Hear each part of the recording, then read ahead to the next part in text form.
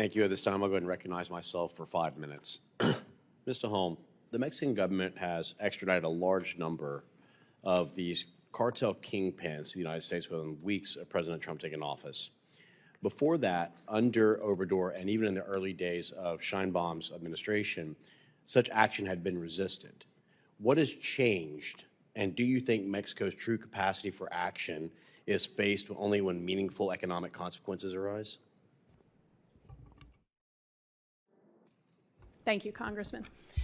Certainly, we have seen an unprecedented level of extraditions and transfers, and it has been incredibly meaningful for our law enforcement community to really be able to address the cartels and their power. There has been a major difference. There are all kinds of reasons we could attribute that to. Certainly, the president has made clear his determination to see the cartels broken up and to stop threatening Americans. So I'm sure that that is a major motivating factor. I think this administration in Mexico also is taking a very new look at the way that they do things. They've been very creative and willing to be collaborative in ways that we've not seen other governments do so. They see the threat to Mexico, and I think are very eager to also deal with the threat on their side. So it is really a mutual commitment to addressing the cartels and addressing this shared threat. Thank you so much for that. Sticking with you for a minute and talking about border and migration. Mexican migrant encounters in Chiapas, the southern Mexican state of the border with Guatemala, dropped by 93% in 2025. What specific enforcement mechanisms was making this possible? Yeah, so at the beginning of this administration, Mexico began focusing on what additional things they could do to help in stopping illegal migration to the U.S. They put in place something called Operativo Frontera Norte, which brought 10,000 National Guard troops to the border.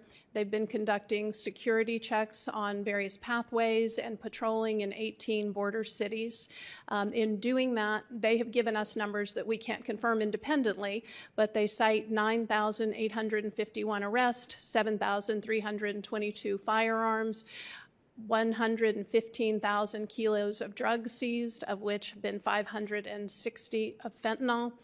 And so those are the kinds of results we're seeing, and it's a large part due to this commitment from the Mexican government. And just sticking on that as a follow-up, why do you feel this was not done under the previous administration, the Biden administration? We had two new administrations that both chose to take a different approach. Okay, thank you so much.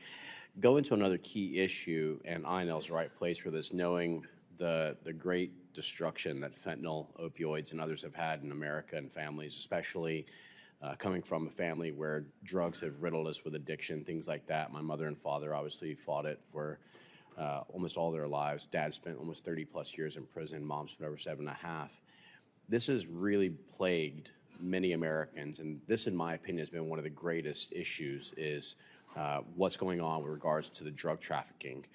The U.S. border fentanyl seizures has declined by 53% in the first half of 2025. What explains this drop in fentanyl seizures? Well, one of the explanations, sir, and thank you for that question, is that under the Sheinbaum administration, seizures within Mexico have increased. Also, disruption of the supply chain, disruption of the cartel activities, especially a focus on like the plaza bosses near the border, that has all helped to disrupt all the movement of this. I think that is like the main thing. We have seen street prices of fentanyl increase somewhat in the United States, so that seems to indicate also that the level of flows has decreased. And just kind of sticking on this, I want to touch on something because we know that in the Darien Gap area, you had Chinese who actually were running fentanyl presses to try and go ahead and indirectly have an impact on Americans. Really quickly, the DOJ had announced that Zhidongjiang, a Chinese money laundering facilitator with ties to the Mexican cartels, was extradited from Mexico to the United States to face narcotics money laundering charges. What is your assessment of China's role in financing and supplying Mexican drug cartel organizations? Can I ask, sir, are you talking about individual Chinese and private companies, or? Let's go ahead and go with individual and state-based, because we know that the CCP has been highly involved within the Western Hemisphere to expand not only the economic coercion they attempted in Nicaragua as well as for Panama and Honduras, but also for what they've been doing with trying to finance, in many cases, a geopolitical expansion within the region to try and go ahead and force America into a pretty difficult position.